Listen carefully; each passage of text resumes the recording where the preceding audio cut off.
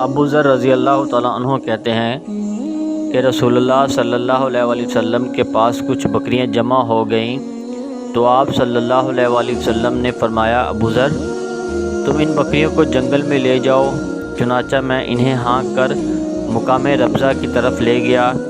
وہاں مجھے جنابت لاحق ہو جایا کرتی تھی اور میں 5 6 روز یوں ہی رہا کرتا۔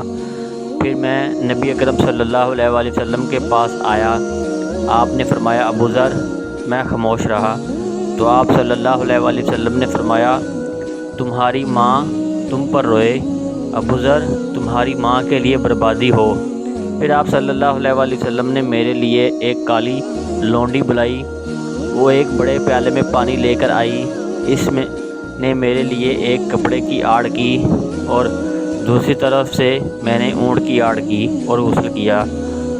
غسل کر کے مجھے ایسا لگا گویا کہ میں نے اپنے اوپر سے کوئی پہاڑ ہٹا دیا ہو۔